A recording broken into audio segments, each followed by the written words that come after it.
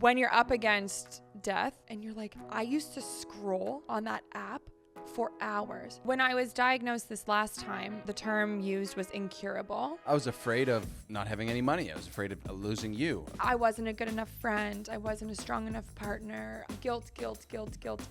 I do not want to vlog anymore. I do not want to take shots of this anymore. And there he is. I know no one has the birth story they planned for. A lot of men would have broken, and you just never broke. If it all fails, I'll just sell sandwiches. And I think I'd love selling sandwiches. I'm not really willing to share his dirt online. The comments were, where's Bec? Why aren't you guys being more honest? It's all out there. Stop speculating. We've really never talked about Lee's death. What did her passing teach you about death? I don't have the YouTube Studio app. I have no idea if the video is performing well. So healthy. I love that. You've changed. You've changed your mind. You've changed the way you think. This friggin' question card game is so intense. All right. Let's hear the intro. Welcome back to Reroot. We're your hosts, Eamon Bec, and it has been 3 years since we last recorded a podcast. I think we have good reason for the pause. We lost our best friend to suicide. We had a lot of time grieving that. I was diagnosed with cancer, beat cancer, found out I was pregnant, and then at 33 weeks pregnant, found out I had stage 4 breast cancer. And it's been 7 months since then. We have a beautiful baby girl. We have a super happy, healthy, wonderful life. And I just feel like the title of this episode needs to be WTF just happened. Baby, what just happened in our lives the last 3 years? I don't even know. Wow, what an intro. I mean, I'm hooked already. It is really crazy when you lay it out like that. And, I think the cancer thing, it's so crazy that was actually such a gift now. And at least in my perspective, and I know we've talked about this and you feel the same, but if you think about that diagnosis and the trauma of having a baby and delivering while you've got this diagnosis and all the complications that were involved with the birth, there were days afterwards where, I was in a mess, right? Like, I don't know if I told you, but there was one time where I went for a walk and I thought I was going to have a heart attack. Like, my heart was just beating. Like, I was so much fear, right? Just overwhelmed with fear. And now to say that it was such a gift is such a crazy, it's only been a few months. Yeah. So I'm just so proud of you, the work you've been doing, which we'll get into what that means. Yeah, like I just feel more present than ever and more aligned and more clear-headed. And I feel like that's why we're so ready for this podcast to come back. And we want this to be a space where we can have these discussions that YouTube or a 20-minute episode that feels so long, really nobody sees what's actually going on in our lives. And over the last 3 years, especially, I feel that way. Yeah. Even though we shared so much of our journey and I know I was really open and vulnerable online, I look back now and it was all just not performative, but I was going through the motion of all of these things and it wasn't clear yet what the gift was.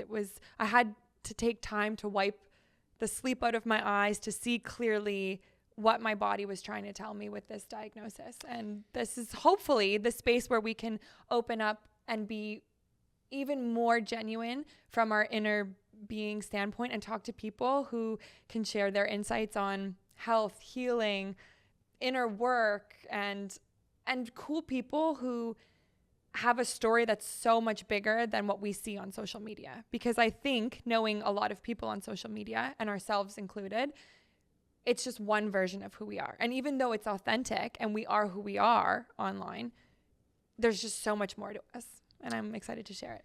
A lot of our friends are authentically themselves. But like you said, there's a lot more depth and a lot more drama and complications and stickiness. And holy shit, I didn't know that about this person.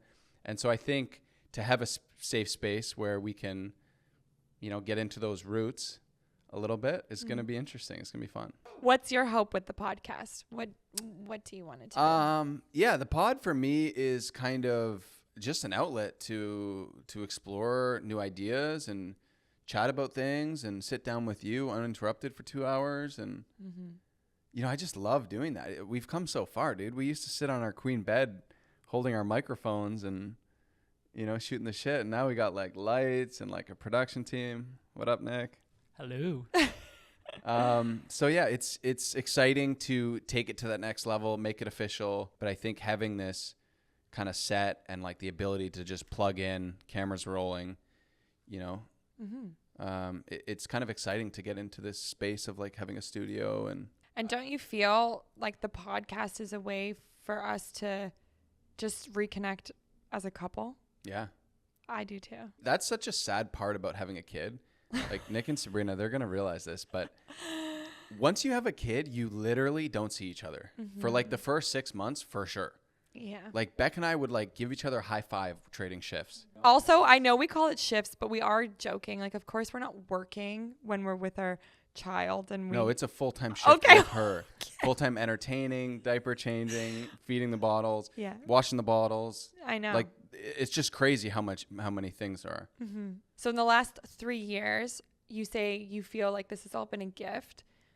You talked about presence and feeling completely different. Walk me through what that feels like as you're sitting here today. How do you feel like a different person than you did before? I think the main thing for me is like the inner work of going inside. And I've always been so afraid of my own thoughts and sitting with myself.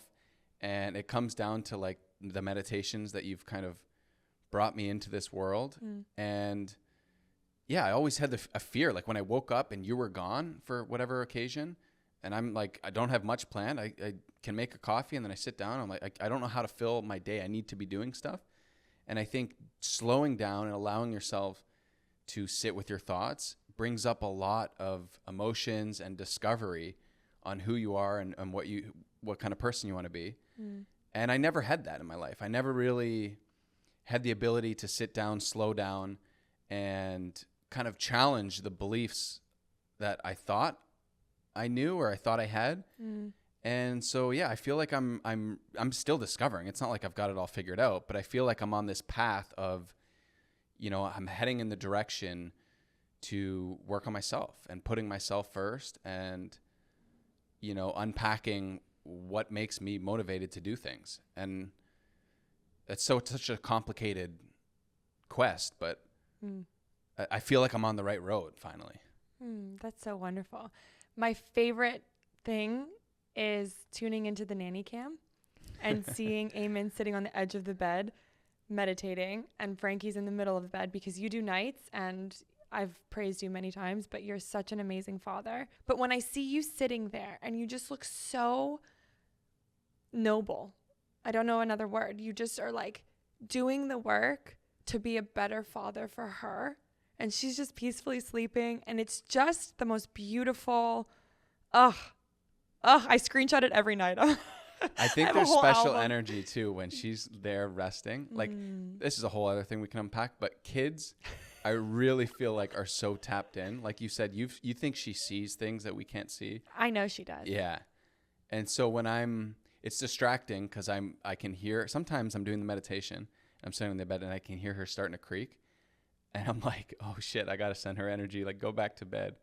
And I think it works. Like sometimes it doesn't work, but sometimes I don't know if it's the right frequency, but it's kind of creepy that you spy on me at night though. Yeah. I just wanted to say I'm just so proud of you and for working on yourself to then be a better father. And you're already an amazing father. So thanks, I think baby. It's amazing. Should we get into like what this work is or like how did you get into this? You know, I feel like we've talked about meditations before in like the headspace sense, or, you know, you watch a YouTube video and it never really clicked for us, you know, like we would do them, kind of fall out of habit. And now I feel like, you know, you've made it a really consistent part of your life. When I was diagnosed this last time, the term used was incurable. And of course, at the time that was absolutely devastating to hear. But now I just really feel that the word incurable means that I can't use something external to cure me, that I have to go within. I'll never forget when that doctor said that. We went into the room and we sat down and you could tell there was something wrong because he wanted to meet us in person. And we sat down and he was just kept saying, I'm so sorry, guys. I'm so sorry. You know, this is metastatic now. And I didn't even know what that word meant at the time, but it's spread through your body. And that he kept saying, I said, well, what do we do, doc? Like, we got to have, what's the plan? What's the treatment plan? And he said, there's no cure. There's no cure. And he kept hammering that. Like, it's so like I know in his perspective as like a scientist or a medical professional, there's nothing he has, but like, why not give the patient a little bit of hope? Like in that moment, you know, give us some options. He just kept being so literal with it. What I think is really interesting is in that moment, our lives changed and you switch into survival. It's a very intense thing we've been met with. And you can't take in any information that is greater than fear. Yeah. We were met with fear from him for sure. But in that moment, I actually heard him say, it was a couple of days later when he called and said, I really hope that Frankie gets to grow up with you and you get to see her be the woman that you are. And I felt so much hope. And I do remember him giving us hope as well. But I think in that moment, even if he was trying to give us hope, a patient can't receive anything that's not fear because you're just operating in such a baseline of survival. It is such an intense. Yeah. I mean, I guess my point still though is this guy has spent his entire life on breast cancer. His entire life. Like he's gone to school for like what, a decade? And he's not exploring other options. Like he's just very much like reads a freaking book and says, okay, in this case, the statistics show that you give this drug. And the statistics show if you give that drug for 10 years, your chances are this. Like it's very much one vision. And so and he seems like such a great guy. He is a great guy. And he's doing the best with what he has. But I think I would think if I was going to be in the plumbing industry, and there's a couple different ways to attach pipes and stuff like that. And then I would want to explore, is there a new way to attach pipes, right? And it just doesn't seem like he's open to any other options. I think that's where I come in. Yeah. My story will come in one day and, show people another way. Healing yourself with your mind. I thought you didn't want me to say on this podcast episode. Well, maybe episode myself. 1. I don't know, but it's kind of gone there now.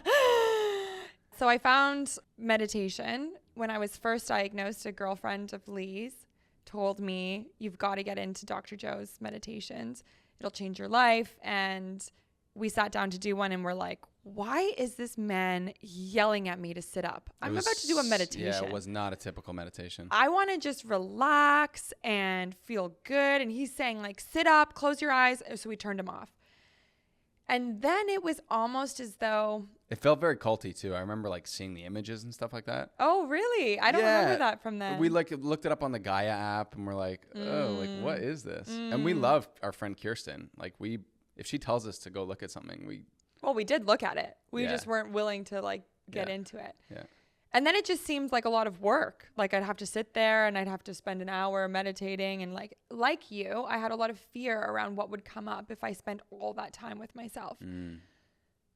Fast forward, when I was in that room with the doctor, the oncologist telling me this at 33 weeks pregnant, basically you don't have long to live. I just knew in my bones that wasn't my story and it won't be my story. And I think I told you like 2 days later, like I'm going all in on meditation. Like I am healing from within and I know I can do this. And that's what I've been doing. So the first 3 months of that, newborn at home and trying to do an hour meditation every day and doing it, not knowing what on earth I was doing. So much came up for me about my belief system, the way I talk to myself and my brain. I think it would shock everyone to know that I was so hard on myself and carried so much guilt in every situation. Like, I wasn't a good enough friend. I wasn't a strong enough partner. I had changed our lives, and guilt. And what an absolute blessing, even though it was intense at the time, to have the baby and the diagnosis. If I didn't receive a diagnosis and I had a baby, I would have fallen prey to so much mom guilt and so much negative emotions that I think a lot of moms feel. But I had this gift of having to recognize them every day, or getting to recognize them every day and make a change and decide that that's not how I was going to navigate motherhood or wellness. Yeah. I mean, and I think the important thing to take away is this is a tool that you're using but it's not just for cancer. Like I'm into this now too. I'm using this just to better my life, to become a better person. And I think we'll dive more into all that down the road. But okay, sorry, I kind of pivoted into that, but I That's just felt okay. like that's where the conversation was It's going. so cool because you're like really strong and excited about it all. But I think we keep moving. Okay. What did people want to know, Nick? They want to know what's been going on. Yeah, let me look up these questions. How are you all after these big life changes? Health, Frankie, move. What about the move? We're living in Toronto. This new studio space is in Toronto. We're really excited 10 minutes from our house. to be here, to have this creative space. Again, to have a space where we can have conversation with people and share that with the world. I know it'll be really impactful. But Toronto has been so impactful in our lives. We always knew that when we had Frankie, we'd be coming here. But it was like the universe had our back in preparing us for everything that would come into play. So where do we live? Tell everyone about our living situation. Yeah, so it kind of worked out great. Adam and Sarah. Adam is Bec's brother, and Sarah is his girlfriend, partner. Fiance. Well, yeah, I guess they're engaged. Yeah, we have a tendency not to actually get married in this, I know. in this family, I guess. Even though I rock the ring. So they were moving out of their condo, and they bought a triplex in like... No, definitely don't tell people where we live. Oh, okay. we can beep that out. So they basically bought a triplex and they were going to rent it out. And we were like, yo, like, well, we need a place to live. So we rent the middle unit. They're in the top. We're in the middle. And then we were looking for a downstairs tenant. And we're like, yo, big boy Bob, what are you saying? And so he Who's moved your into dad, the by basement. the way? I think people are confused as to who Bob is and how he fits in the equation sometimes. Yeah. I guess it started because we worked together. He helped with Chaiwala. And so we'd go in like sales meetings and I didn't want to like be like, hey dad, can you double check the math? So I started calling him Bob and it just felt very natural and just kind of stuck with it. I feel Bob is your best friend or one of your best friends. So it is very natural as well. Depends on the week. Yeah. Yeah. We're having a rough week right now, but We are having a rough week, aren't we? there's a little bit of hostility in the triplex. So yeah, the living setup is honestly phenomenal. Like it is such goals. Adam and I are best friends. You know, you and Sarah are best friends. We're all best friends, really. Yeah. And so to have community is what we've talked about since day one. The cabin is amazing. We're never going to sell the cabin, hopefully. But there's just nothing better than like a Tuesday night having like a last minute dinner all together, or even just staying up till 10:30 and 10:30 because we're gone to parents bed. now. Just living together, right? Walking past someone in the hallway. Hey, can you take the recycling out? Like it's just little things. It's all about those little tiny moments that make living so much easier. You know, they cook 3 meals a week. We cook, how many days are there in a week? The remaining 4? 4. And yeah, it's just been amazing. Highly recommend living in community. I feel we've always talked about living in community. Go ahead. When I was in university, living with roommates was hell. So it's interesting that like there really needs to be like an energy of like people that are aligned on, I guess having different kitchens and washrooms is the big thing. Because Adam and Sarah's kitchen. No, it's gross. So like, messy. Our standard is just so much higher than them. Yeah, we all have our own space, but then a communal Sarah's space so in weird, the eh? background. Like she's so funny about like little things, like eating out of a freaking, like using the one fork, you know, when you're serving dishes. But then like her kitchen's like mess. Anyway, love you, Sarah. So yeah, living with everyone has been incredible. And I think especially when Frankie was first born, it was a full-on house experience with a newborn baby. All 3 of you would stay up into the night. Oh, so great. I could get did some the sleep. night shift and then I would just come up and pass her to Sarah. I had no idea that was the night Oh, shift that's until amazing. recently. And then I'd be up from 1 till 6 a.m. by myself while the 3 of you all slept. I mean, even just raising a kid, man, I have so much respect for parents now. I had no idea what it was involved. Like it's, I don't know if all kids are like this, but Frankie was just very, very demanding little girl. Like she wanted to be moving at all times. You couldn't just sit down in a chair and, you know, hang out. You have to be like bouncing her or moving her. Do you think all kids are like that? I think every kid is different for sure. I think she definitely loves movement, but I think there's unique challenges that come with every kid, and I think that's parenthood. Very and I unique. think I was telling you that for a decade. Very challenging. When we first met, you were ready for kids. Wow. Literally 12 years ago. You've been bugging me for 12 years. And I just kept saying, let's so wise, enjoy dude. this time. It's the same thing with a dog. I wanted to get a dog so many years ago. I'm so glad we didn't. We love Oso, but once again, just crazy amount of work. Like, it really takes away from your life.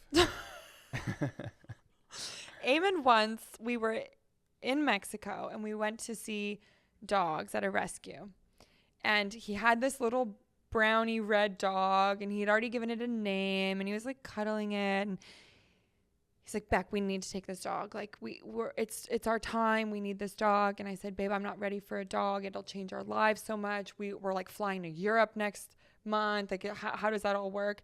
And we got in the car, and you were literally mad at me for 24 hours. Yeah, I remember that. I'm sorry about that. You were mad. I'm sorry about that. I think really though, that's a big piece of like entrepreneurship, is you almost need to be a little stubborn or dumb.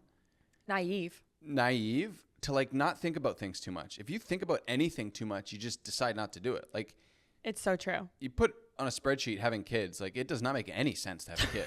It's so true. Right? Or even starting a business. Like, there's just so many expenses, so much pressure, like everything costs so much money, but you just do it and then you figure it out. That's how you and I are so different. And I now learning so much more about myself. I was just this people pleasing, perfect student. I really liked someone to tell me how to do the thing so I could do it perfectly and get the 100%. There's no such thing as perfect ever.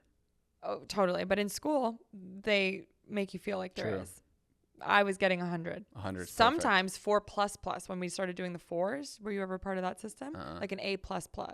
Yeah. So it's like 110? Yeah, pretty much. I would get the bonus mark. That's the dumbest shit I've ever heard. Yeah, but imagine that type of person coming into the entrepreneurial world. Yeah, it doesn't make sense. It was so difficult for me not to have a boss, not to have someone who says, hey, if you do this, you'll get 100. Going on YouTube, giving it my all, going 110%, and then it being your 10 out of 10 video is the most toxic place for someone like me who is looking for that, or was looking for that. So how do you think you break out of that? Because I think that's relatable to a lot of people. So I think the biggest piece for me with YouTube was my why. Why was I creating YouTube videos, and what was I seeking? What would fulfill me from doing it? And of course, in the beginning, it was to make money and to continue to fund this lifestyle. So the second you get a 10 out of 10 video, which is YouTube's way of ranking your videos, so you're always competing with yourself. But when you have that worst performing video, it makes you feel like, okay, this is all going. And so my money is going, and this opportunity to travel and do all these things is going as well. Then once I got to a place where everything was working and, you know, you had a bit more financial freedom and things, I honestly believe, and it's also interesting that this podcast is coming back literally the weekly past is the last episode we ever uploaded, and my life changed so much then. And I remember a therapist telling me, oh, well, it makes total sense. You've just entered survival. You never thought you'd lose someone so close to you. So now you're holding on to everything in your life, like YouTube, with a tighter hold. And she totally normalized this idea for me. So for the last 2.5 years, I was living in survival, but I thought it was normal to do that. And I didn't have tools to move out of survival. And to recognize that, hey, just because this massive life thing happened to you, you do not have to live by these hormones and this world of stress and survival. So that's been a huge change for me too, is to recognize that's where I was at, to recognize that with YouTube, I was holding on to it tightly, thinking that I can't lose this too. And now I'm just so much more free. Like, I can lose it. It doesn't matter. Maybe that's part of parenthood too, but. After the diagnosis, obviously there was like a clean cut on YouTube. Like, we just, you were very much like not online.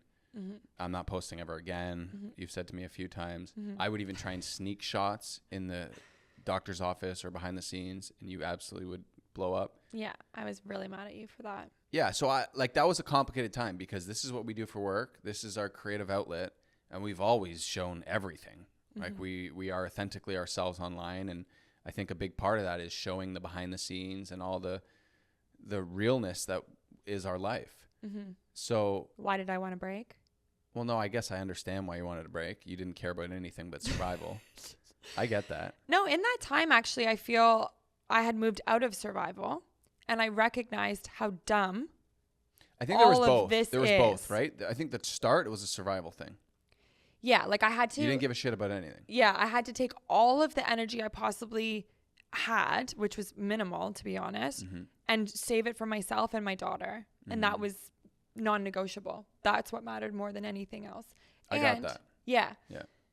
And then part 2 was when you're up against death, you literally get zoomed out and you look at your life and you're like, I used to scroll on that app for hours. What was it doing other than making me feel competitive, anxious, worried, like I'm not enough, which is a huge theme for me. And when you're zoomed out and you're looking at this avatar of you moving through the world, you just realize I don't want to be asleep in my day anymore. I want to be awake and I want to be present. And I guess I realized that I didn't want to consume on social media. And at the time, it made me feel like I didn't want to create for social media. Whereas now I feel and know that I'm in a place where I could really impact and do good by sharing on social media. Yeah, I remember still that not on being social so difficult to digest at first. Like, Yes. obviously I understood the survival thing, but then moving into this phase of like, well, no, I'm like off social media now. It's like, well, okay, what do I do? Start a side business? Like, I'll start selling sandwiches. Or Adam and I even had an idea for a channel. We were going to be dads off duty. I even got the IG and everything. What about the So one follow day? on that just in case. What about the one night when you sat me down at the kitchen table? It actually makes me laugh.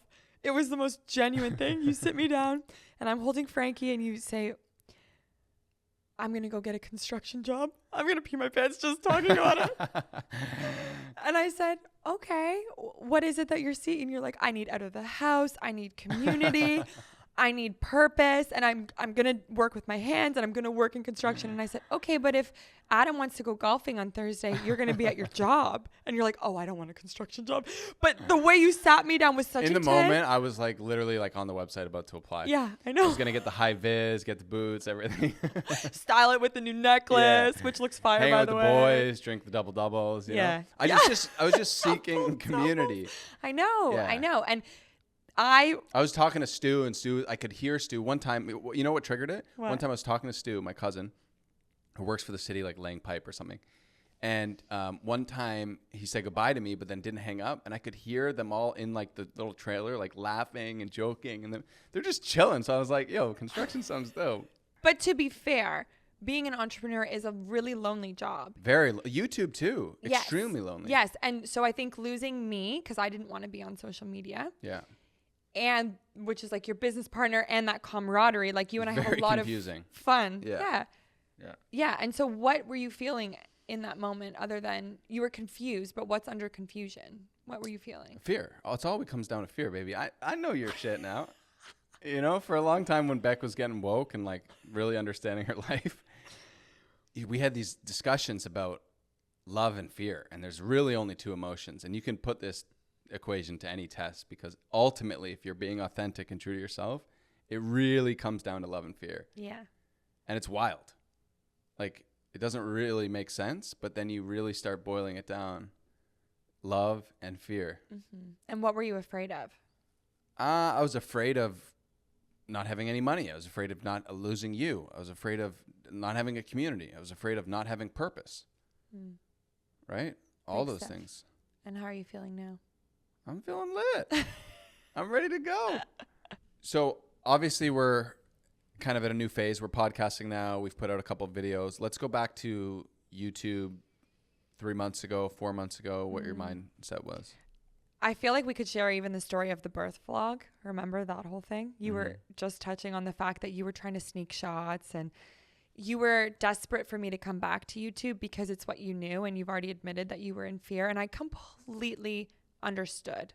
I've also been down that path with your original cancer diagnosis of like semi forcing you to vlog and you being really grateful. You've even said to me a few times like, hey, I'm so happy you pushed me back then because I'm really proud of the content we made and was able to share that story. It's true, and I still am proud of that content, but this time felt so different, and I tried to make that very clear. So I felt frustrated that you weren't hearing me when I said I do not want to vlog anymore. I do not want to take shots of this anymore. And there he is. Let me just get that. He did it the other day. You did it the other day when I was getting my infusion. You friggin' took a shot. And I was like, stop taking friggin' shots of me in the hospital. I get it. I'm not going to do it anymore. And the biggest piece of it for me is I do not identify as that person who goes into the hospital anymore. And recording it is reliving it. Putting it out there is reliving it. And yes, I am a super open book and I want to help as many people as possible. But how I help people now is by protecting myself first. And that is what I have tried to share with you. And a couple of months ago, you weren't hearing it. You sent our birth vlog to our editor and had her edit it. And then were encouraging me to watch it. And I said, okay, but it's just for, at this time, I was calling it a home video because I never wanted anyone to see it. It was wrapped up in so much. I think a whole episode of this podcast should be our birth story. And I do want to be open and talk about it. But it was just, I know no one has the birth story they plan for.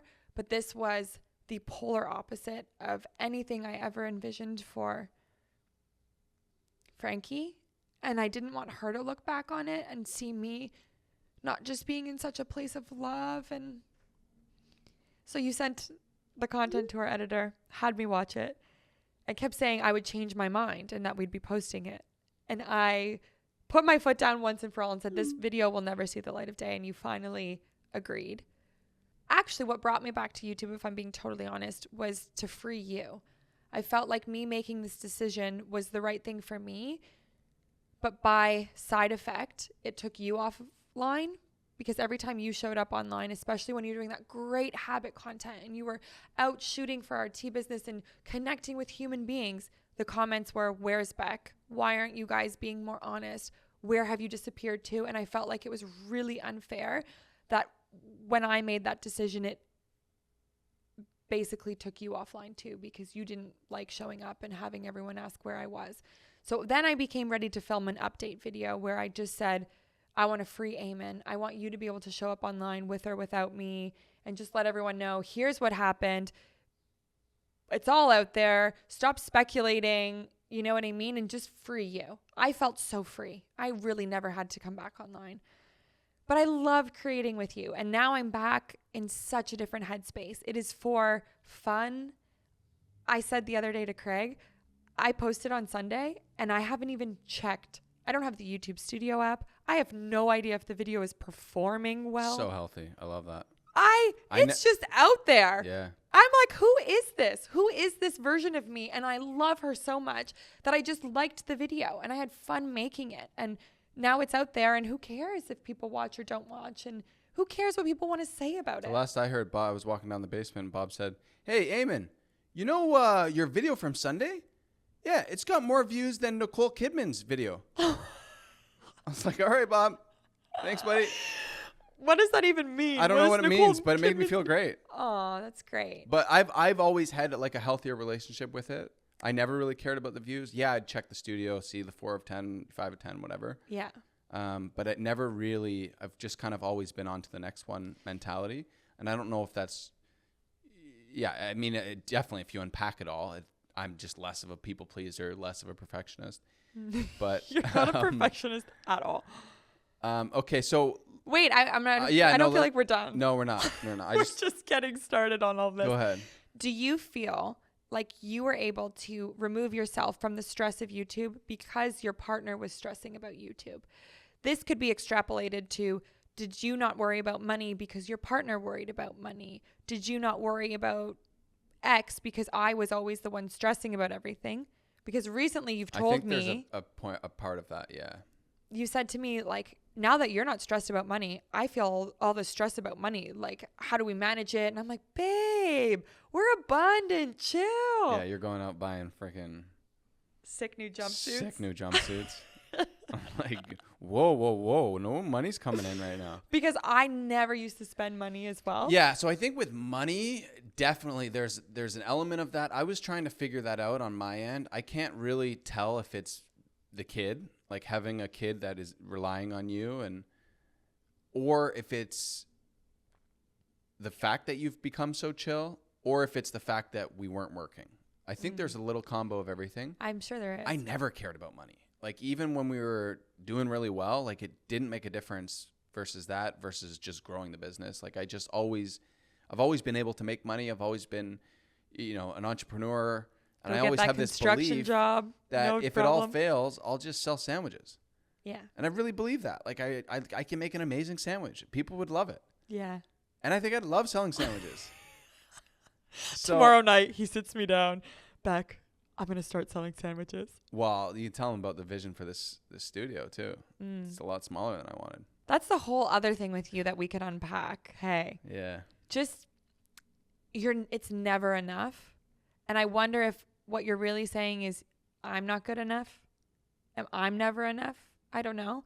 That's what I've come to realize about myself is when I'm feeling whatever, let's call it anxious. What it really is at the bottom of all the layers of emotion is I'm not good enough. It sounds so harsh when I say it out loud. And I think when I try to be open and vulnerable with people in my life, they're like, Bec, you're so enough. Mm-hmm. It's like, I'm just telling you the honest truth of what is going on inside of me when I feel that anxious feeling. What is going on when you come home? We have this brand new studio space that I'm so excited about. I think it's plenty big. You get the keys. I'm home with Frankie. You come home and the first thing you say is, the studio space is too small. Why didn't we get a big garage industrial unit with a roll-up door? It's not enough. Sauna, cold plunge, cafe, wellness center. We could be recording in the back. What is underneath it? A community, man. Like I just really want to be surrounded by people. I love being surrounded by people. And there was a little bit of fear that, this spot's a little bit off on a random street and we're going to be spending all this money. We signed a 2-year lease. And is it what I wanted? Because we have this crazy opportunity to do big things like this. And I just had a little bit of fear that it wasn't the right space. I love the space now. I think it's perfect. I love our downstairs tenants. There's community I'm finding. As you can imagine, within 5 minutes of being here, Eamon has met all the neighbors. We've got a great sign guy. Can I say his name? No, because then people will find us. Shout out to Nelson. Makes great signs. So actually, we're just different people because it's not for you. You're not enough. Yeah. Yeah. My question following up from your need for community is, why are you so obsessed with having the most amount of people around you at all times? Do you think this is related to the feeling that you didn't want to be alone? And you said earlier, if you wake up before me, you come and wake me up because you literally do not know how to spend time alone. And why don't you know how to spend time alone? Are you afraid of something? Is this something you're working on? And do you think it's all connected? Do you think your need for community, because I just like to hammer home for people, when you say you want to be around people at all times, you literally mean you want people to be here. So you'd like 10 more people here. And then you'd like to leave this party to just socialize with a few new people and then come back to this one. So even having a lot of people here isn't enough. When we have guests up at the cabin, it's not enough that they're there. Then you want to go see what the neighbors are doing. You want to go on a boat ride, go visit Gary, see what Harold's doing. It's just never enough. Why? I think ultimately I could talk for 20 minutes and you'll just tell me it's fear. And I agree. I'm trying to figure out what that fear is. I don't know. Actually, it's funny. Craig brought this up when we were chatting the other day too. And I don't know what high I get or what I'm searching for by meeting people. I think I'm curious. I like finding out what makes people tick. I love meeting new people. I love that energy you get from, meeting new people, whether they're awkward or they're eccentric or they're, I just think people are fascinating. So I don't know the answer for you right now. But yeah, I think it's a bit of a genetic thing. My mom is the exact same way. Mm-hmm. She could be having a party and then stick her hood over the fence in the backyard and being like, hey, Susan, didn't see you for a while. Why don't you come by? And I just think that's the way we are. Ultimately, I think we need a therapist to figure out what's at the root of it. Do you have any speculation? You're looking at me as though I'm trying to therapize you right now. No, I'm not. I'm just asking you if you have any inclination as to what it is. I think part of it is that you're afraid to be alone because of what you'll find when you're alone. And for me, I was so resistant to going inward because I was resistant to having to change. I thought that changing my life meant I had to leave my partner and move to this other place and change my career, especially when it comes to cancer. All the books people were giving me were like, this is a gift. Now you can learn what you really want to do in life. And it's like, I have the best partner. I have the best job. But my response to all of these things and all of these triggers, and that's what needed to change. My inner world needed to change. I needed to find more self-love. I needed to get rid of all these feelings of survival and guilt and shame that were sort of in my wiring and rewire it to just see how beautiful and wonderful I am, because I see it in everyone around me. So I was resistant to doing the inner work for sure, because I thought it meant I had to change. And I wonder if you feel the same. If your resistance to being alone is that something will come up that will make you so uncomfortable you'll feel like you have to change and you don't want to change. My knee-jerk reaction is that that's not the case, but I'm open to it if it is. Mm-hmm. I think ultimately what really hammered hard for me is when we were kind of having those discussions about posting and why you want to post things. Then you started being, okay, let's film a video. And then Instagram is a whole other world. Like YouTube's our business, but Instagram's kind of for fun. We don't really get paid on Instagram. So we post for what reason? And you would ask me, why do you want to share that? And I think ultimately you get a little hit, right? You get a little high every time you post, and you check the followers and you see the engagement. And it's such a fucked up mentality because you don't even reply to it. It's just numbers, right? You just see the DMs fill up a little bit and you're like, there's a little high that you get. And I think the friends and the social aspect is obviously some kind of high I get from social interaction. Is that wrong though? Like, is it such a bad thing? I don't know. No, I think everything in balance and just an understanding of your why is the whole point. Yeah. If true. that's who you are and that's what fills your cup up and you walk away from that, and that is why you're on this planet, and I do believe you're a connector and you are meant to bring humans together, and you are just so authentically yourself that it gives permission for everyone around you to just be goofier and sillier and relax a little bit into who they are, because you meet them without judgment, and that's why you're so amazing. I think when I look back on like my childhood and like being born in the city and running around like a loose cannon, and it really was just a playground for me. Like I would, I had so much freedom. Like I would just hop on the subway and just rip downtown and meet buddies and take my dad's car out when I was freaking 12 years old and go and pick up friends at 4 a.m. and stuff. Like I just did a bunch of crazy things, and it felt like such a playground. And I had so many good memories, like in the subway, yelling at strangers, and like I love that kind of chaos a little bit. You love chaos, and it stresses me out how much you love chaos, to the point where if a convenience store is being robbed or something and like it's just absolute chaos, like I cannot wait to get out of that chaos, and you're kind of like, oh, I'd love it. Yeah, how do I get more in? I want to be involved. I'm always looking for the chaos. Yeah. Yeah, like if we have a flat tire, I'm like, oh, yes. Yeah. Let's go. Cars are ripping past. Like, I got this. I got to figure this out. Yeah. It's I really really love that. interesting. But I think you also get some of your high in life from solving the problem.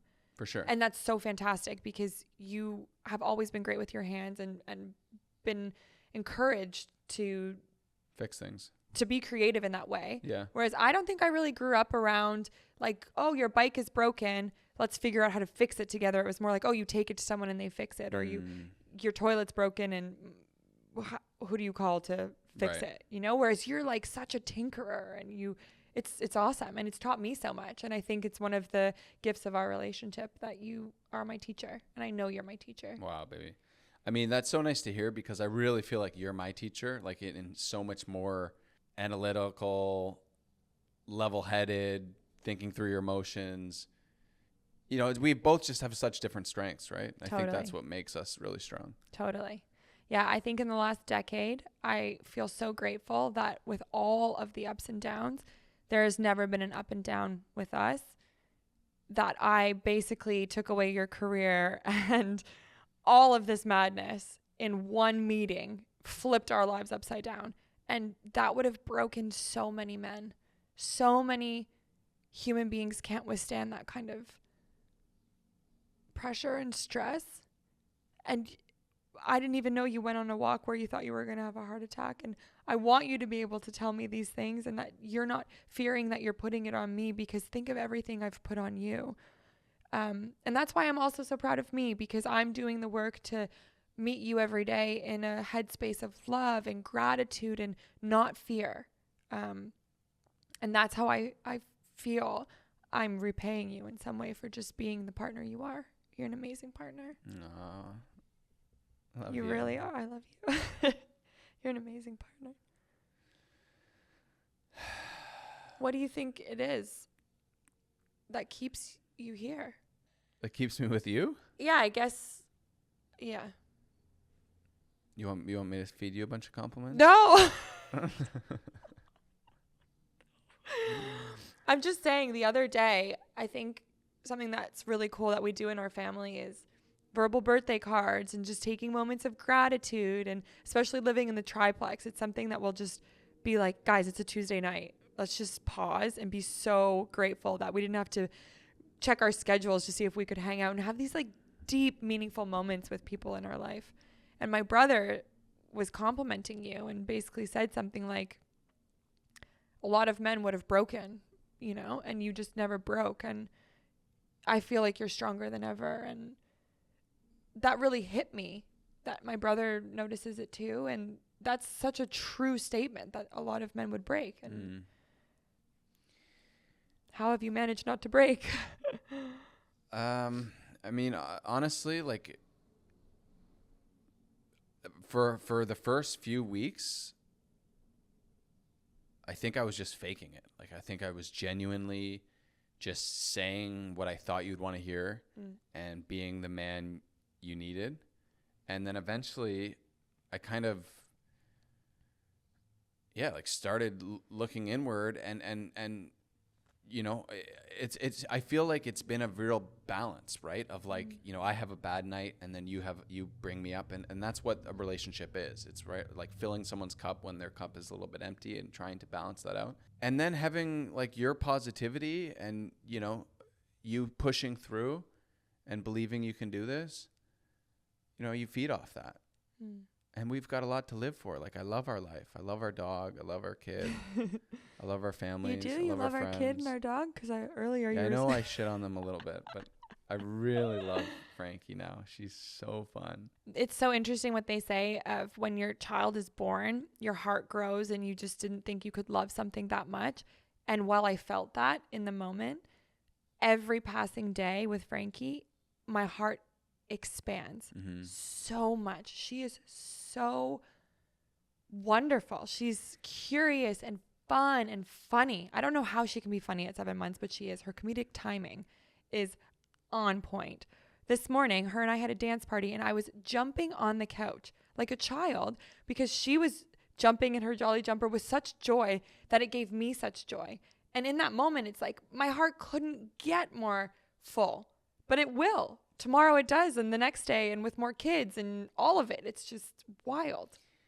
And I think there's just something like a bigger theme to all this of coming back to, you know, this diagnosis is such a gift in my perspective. Like, you speak for yourself, obviously, but to be able to be faced with such a mountain and such a crazy diagnosis, the word cancer is very triggering for a lot of people. Every single moment you have, I've just got so much more appreciation, right? Like, you know, waking up and Frankie's yelling at me at 3 a.m, you know, I could meet that with frustration, but instead I'm kind of like a little bit more patient with it, you know, and knowing that mama's coming to rescue me at 8 a.m. 8 a.m. This is the first morning in months that it was 8 a.m. What time is it normally? 6, 5 a.m. 6 are rare. 5 is rare. 5 is rare. 7 is normal. Okay. All right. I'm so grateful when I hear that door creak in the morning. I'm like, yes. This will be an episode all about Shift parenting. is over, baby. Let's go. Yeah. You're an amazing partner. You're obviously such an inspiration for so many people, but for me, it's like, yeah, like you're what keeps me going, baby. And sharing all these little moments with you. You've changed. You know, you've changed your mind, you've changed the way you think, you've changed your beliefs, and you've if you're in a state of fear, which still happens, it still creeps in. Yeah. You actively look in the mirror and you say, nah, that's an emotion that my brain is doing this. I'm going to change. And you make me put on a really corny song. What's the song? Good Morning. I love Max Good Morning by Frost. Max Frost. It's so good. And you fucking dance it out, dude. You dance it out of your body, even though you don't want to. Yeah. You feel like sulking and crying and why me and all this shit. And that is like, I mean, for our daughter to have someone like you to look up to is, yeah, you're going to be here a long time. Oh, yeah. I think 94. I keep seeing 94, so I I'm got a long down time. to call it at 94 Okay. too. Okay, sounds good. I'm not doing the whole wheelchair friggin' smoothie in the straw kind of. No. I do think that's a whole other topic of discussion is aging and aging well. And I can't wait to have experts on that because I know that's a possibility that exists. And I know that that's what we'll have. And then the whole societal thing of keeping elders here while they're clearly struggling so much. And It's all it's selfish. just such a big topic, isn't it? And I look at my granddad and my aunts and my mom and uncle they wanted to keep him there selfishly, right? They had these little moments of, oh, he remembered my name today. And, you know, he had dementia and he was in a wheelchair and he had to get someone to change his diaper. He didn't even watch TV. He literally sat in a bed all day. I'm like, why don't we put the TV on for him? Oh, no, Eamon, he doesn't watch TV. Then what the hell does he do? He's just saying, maybe he's tapped in and he's meditating and he's loving it, but I don't think so. Personally, I think that is a very proud man. He did a lot with his life. He has an amazing reputation. I don't think he would have wanted to look in the mirror and see where he is. It's like a lot easier said than done, I think. Yeah. I can understand That's my all point. sides. That's my stance, at least. Yeah. Yeah. It's a tricky one for sure. Yeah, so just if you're ever debating it and I'm decrepit and you're like doing cartwheels still, this is the proof. Call it. Once I see that wheelchair wheel in, nope, guys, just cut it. And I'd like to go out, I think, on like a really fast motorcycle. Okay. Yeah, like 1,000cc, open her up, you know, no helmet, just wipe out, boom, you're done. Should we talk about death a little? Because we're basically there talking about dying. I feel like there's a huge discussion around grief and dying and what Lee's passing has done for us. We've really never talked about Lee's death. I feel like we talked about it in a video and then moved on and, of course, bring her up as much as possible. And I do want to just say that I always use Lee in a present tense. Like, she is a teacher of mine. She is a best friend of mine because while she's not here physically, I feel her so strongly still. And I know that she's supporting me in so many ways still. What did her passing teach you about death? I think the main thing is I think we hold on to these ideas of like, you know, closer person needs to be like your uncle or your grandfather, but it doesn't have to do with family as much as like the connection you have with the person. Or even friends that you've had for 18 years are supposed to be closer to you than like someone because you you've grew known up with for them. But totally. I've never actually lost someone that I truly love. And as sad as that is, like, I just didn't have a relationship with my granddad. I loved him, but did I truly love him? Mm-hmm. Did I mourn his death? To be honest, no. Mm-hmm. And so when Lee died, it really, took the breath out of me. Like, I couldn't believe it. Like, for a long time, it was shock. For a long time, it was selfishly sadness. But now that, months and years have passed, I just feel so much more secure. I think she's taught me more in her passing than she ever has, which sounds crazy to say. And just knowing that she's up there waiting for us. Yeah. And I don't mean up there like in a heaven sense. I don't really, we can dive into that whole world. I think in a spirit sense, I feel her presence a lot. I hear her voice sometimes. When like a Maggie Rogers song comes on, I really feel her. And so it's almost like you got a little girl in your corner, right? So if like, you get wiped out tomorrow, well, at least I get to see Lee, How has Lee's death impacted you, and do you feel it more now? What was really interesting about Lee's passing was the day she died, we didn't know she had passed, and my whole body did. So we woke up and we were going to film that day. It was like an hour into it, and I just looked at you out of nowhere. I'm like, I am so ill. Out of nowhere, I feel so sick. And I had talked to her multiple times the day before. Really, it wasn't that I had an inclination that something was wrong with Lee. I didn't think anything was wrong at all. I just thought that out of nowhere, I felt really sick. Which is rare for you. Usually it's like, oh, I have a bit of a sore throat, and then you get sick. It was bizarre. Woke up sick. Yeah. No, I woke up fine. And then an hour into filming, I was like, whoa, something's just happened. Yeah. And I fell asleep for 24 hours. Yeah. And I woke up to the news that she was missing, and we later found out what had happened. But what it taught me was the mind, the body, and the soul are all connected, but they are like separate things. And I was this yogi and loved that concept, but I had never felt it. I felt it before I even knew. And my body continues, it's been 3 years now, continues to feel something on the day before I even remember what day it is, that it's all connected, and that it's my body speaking, my soul speaking through my body to tell me something's wrong. She has opened up this world of the soul and the mind and the body and spirituality for me that I would not be on this path today without, for sure, hands down. And I could spend 3 hours talking about the mind, body, soul connection. This whole world of like spirituality, souls, energy, frequency is such a new topic for me. Like you said, like that wasn't on my radar at all. You know, I would feel uncomfortable when people use the word God. And now, like, God is energy. God is love. And it sounds so fucking hippie if you don't have like a little glimpse of this, but it's really eye-opening, and it's all connected. It's all connected to your mind. It's connected to your thoughts. It's connected to your emotions. And I'm excited to dive into that further as well, because it's life-changing.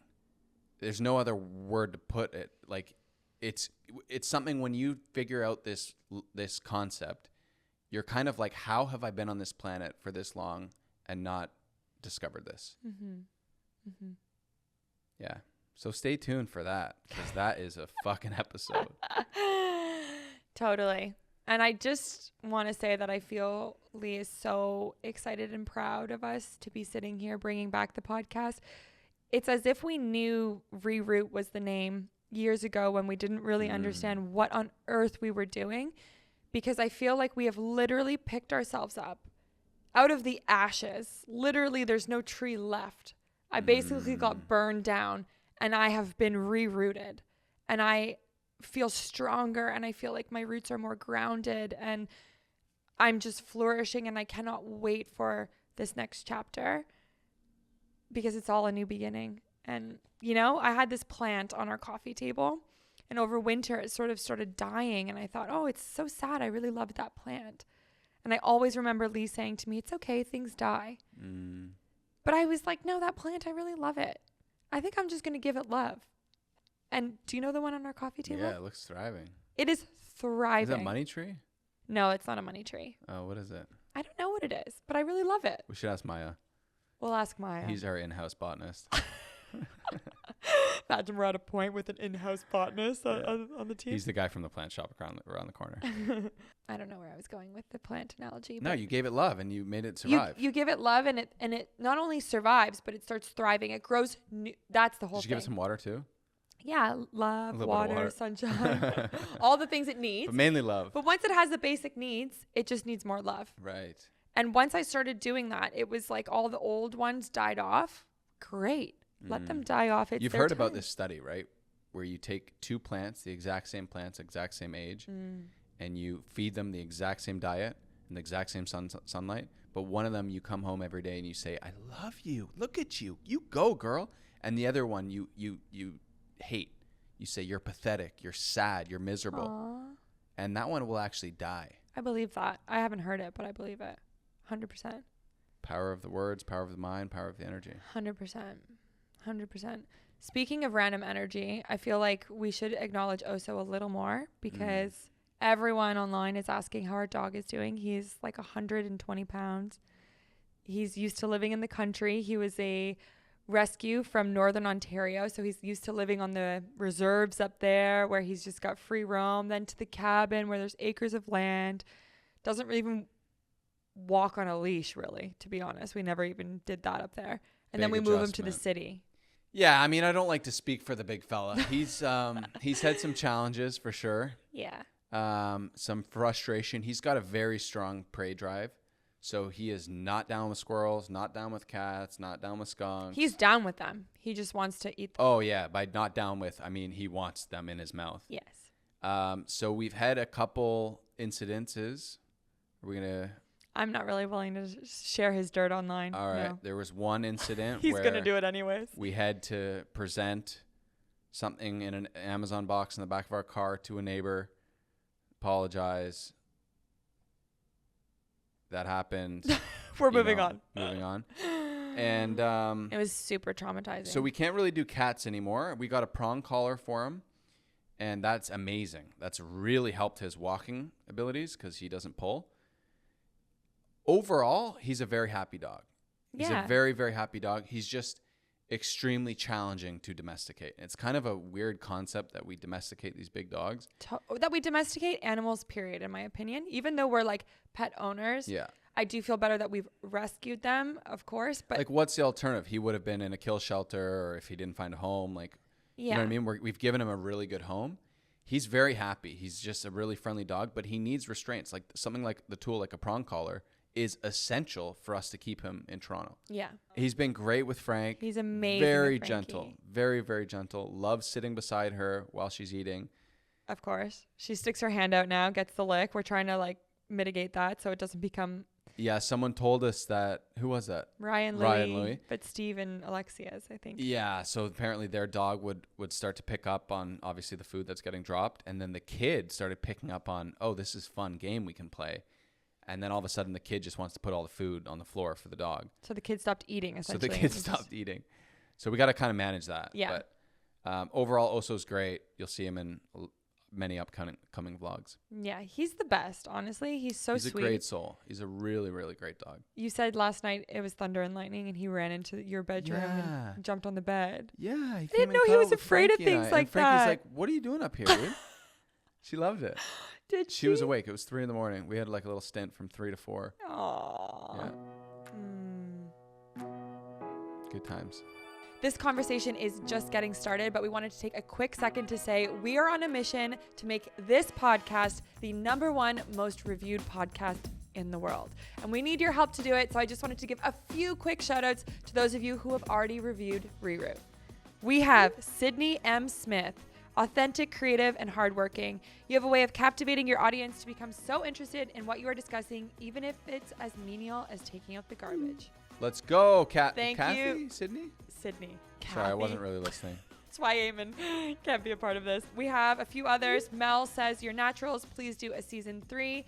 And IEG I don't give a I think. Nice.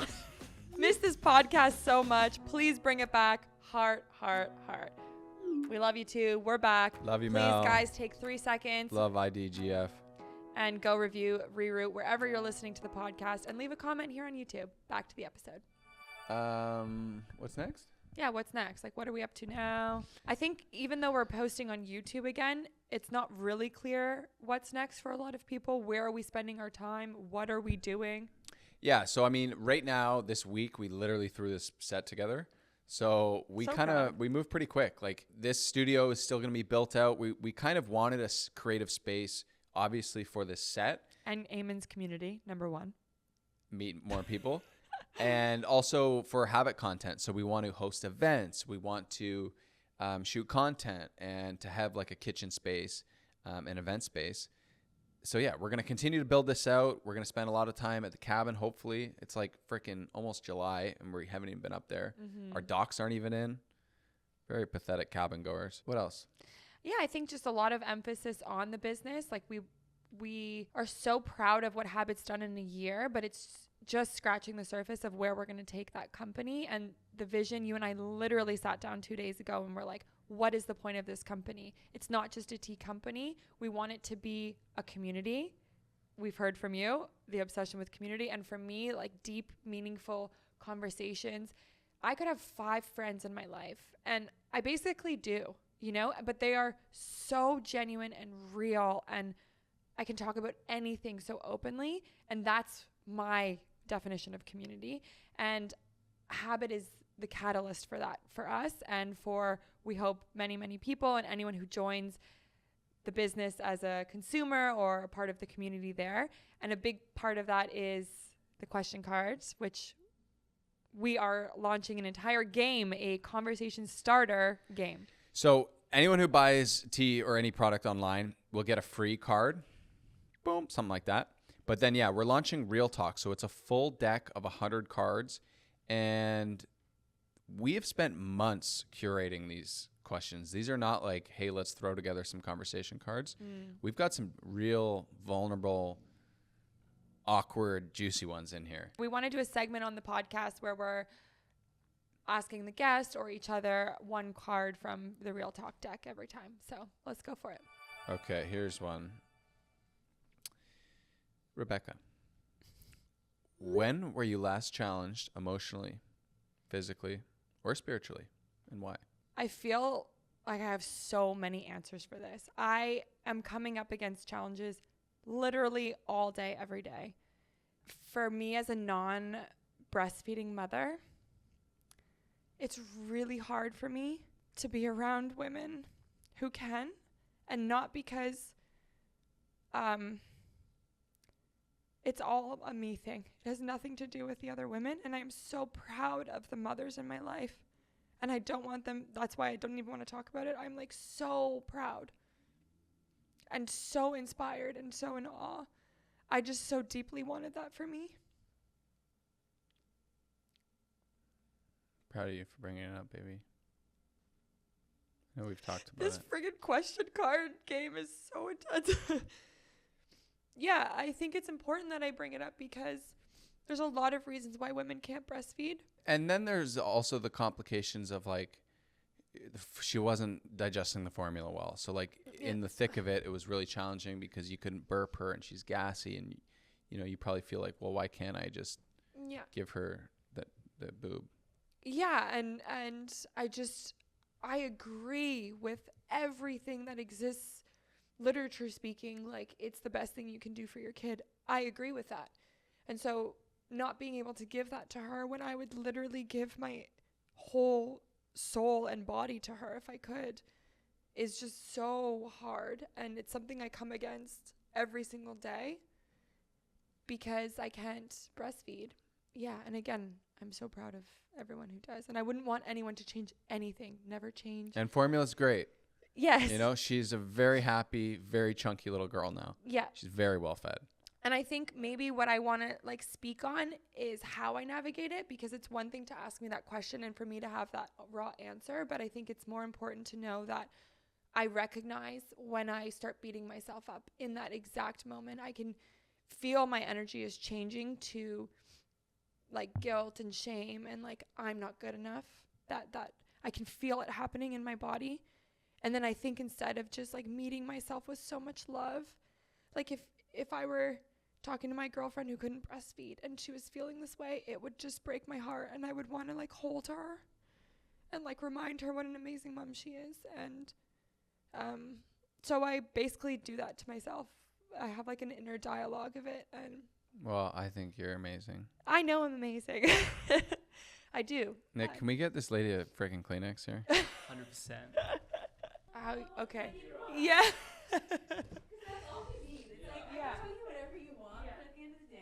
I want you to have like this incredible journey with motherhood, and I still have as well. It's just hard that hasn't been a part of mine. And I think on baby number 2, you might even breastfeed. That left boobie is ready to squirt. I think actually what made it the most challenging is that I did express breast milk in my left breast. Yeah, I wonder if we talk to an expert. Yeah. You know, I feel like when you get this diagnosis, they kind of just throw a lot of blanket rules on. Like, oh, like, no, like, we're not going to do it. Yeah. Like, you weren't even on any kind of therapies or anything. I guess I was about to start, And they were like, it's just not worth the risk. And when they said that, I was like, then it's not worth the risk. Yeah. Like, this baby has already been, honestly, this is a whole other episode, but the fact that she was early and premature because of me was a whole other thing I had to unpack, because that baby deserved to be in my womb until she was ready to come out. But you know what? She is the feistiest. It was all meant to be. Strongest. She was ready. And I know that. Yeah. It's all good. She was so tiny when we got her. I know. When we got her. Like, we just went and picked her up somewhere. Well, I brewed that kid, man. Yeah, and I walked into this room solo, and they're like, here's your kid, Dad. And I was like, this is definitely a whole other episode. Yeah, it is another episode. I'm like probably one of the most intense moments of my life. For sure. It's amazing. It was amazing and scary, and very social. There were a lot of people around. There was like 25 nurses. Good community. They were all like, Dad, can I take your jacket? I was like, yeah, please. This is my baby. Anyway, should we do one more? Yeah. I'm nervous. Mm-hmm. What is the one piece of advice you wish to give to everybody? Whoa. If I had a microphone on the top of the planet. You have one. Damn, son. If there's something inside of you that you want to do or try, to just do it and go for it and commit, because the worst thing that can happen is that you're going to fail. And I think a lot of people give up too early because they go and tell their mom an idea, or they talk to their boyfriend and someone shuts them down and they just give up on their dreams. And I think the world is such an amazing place. We all have so much opportunity right at our fingertips. Just go for it. On the heels of that is stop caring what other people think so much. If you have the idea, go for it. That's great. I all of a sudden want to interject my advice, but I don't. Go. No, it's your question, and I love it. Let's leave it. Well, I'm curious now. What do you got? I feel like my piece of advice would be, whatever change you want to see, know that you have to change yourself to achieve it. Like, we all want to change the world, but what a massive undertaking that is. How do you change the world? I really believe it starts with changing you. I've noticed that with all the changes I'm making, I see change in you. Mm-hmm. So instead of me trying to change you or think you need to be different, if I change myself, I meet you in more love. I love myself more. It trickles. It all trickles. Our community of people we're all changing together. And imagine the effect of that over and over and over again. Yeah, and then you start radiating love and energy, positivity, and it's amazing what doors open and what people you meet. Totally. You just draw them to you. Kill them with kindness. Wow. Where do I buy this card game? Honestly. It's actually not even available yet. We're working on it. I will say that real talk, even just with the question cards from Habit, we've had so many instances where we've come into a situation. So we went upstairs and my brother had his bros over and they were doing real talk over tea, which made both of us want to cry. I wanted to film it so bad. Like, those are moments where you cannot set that up. Yeah. But it would have killed the whole energy, right? The boys would have shut down. Everything would have changed. Totally. But it was such a good moment. Yes. And this is actually happening. some spy cams or something. Like, I got to get more creative with that. But I think the whole point is, go and have that experience for yourself. And when you're playing a game, it makes it okay to ask these questions. Like, we had pizza night with all our friends the other night, just randomly. And we're like, oh, let's do some cards. Let's just pull some cards. And we're going deep. And all of us are willing to go deep, but it's kind of weird in a way to be the one at the table who's like, so how have you been emotionally? I mean, you and I kind of do that, but how have you been emotionally Having challenged? it on the table. It makes it gamifies it, and then it takes out the pressure in a way. And we also intentionally have 2 on each card. And so 1 is a deeper option. So if someone pulls it and they read it and they're like, no, it's way too uncomfortable, they have an out. And it's that like, do you put pineapple on pizza? Yeah. We can go that simple, you know? But hopefully, as you play it, you get more comfortable cracking it open. Yeah. So our company's Habit, drinkhabit.com, and this will be launching soon. Unfortunately, I don't have a date. We're waiting on suppliers, but we do have question super cards with stoked every on that. purchase as it stands. So we also wanted to plug the Facebook group. So we Yeah. actually have a Facebook group ccalled Reroot with Eamon Bec. I think so. It's on Facebook. I don't know. Have you guys heard of Facebook? Apparently it's a thing. We have an amazing community there, even throughout, the 3-year last hiatus. yeah, like that community kind of runs itself. And I don't know if you have to be approved or whatever, but go check that out. Please, we want to take this conversation and we want to move it offline or online in Offline, another online. way as well. Like, yes, we're having this conversation, but we would love for us all to be having this conversation, for you to feel connected within the community as well. So head to the Facebook group, and we are also going to bring in a segment where we ask you guys to submit questions so you can have that direct line with us, and maybe in the future have a full live episode where you guys are calling in, which I think would be really fun. I would love like a cool old school phone right here. Hello, caller. Oh, You're caller number that's one. hilarious. Right? That'd be amazing. This video was submitted by Amanda. Hello. So my question is, what is one piece of advice that at the time you were given you didn't really use, but over your life you've realized how important it is, and you've revisited and thought about that person many times? Talk about audio quality.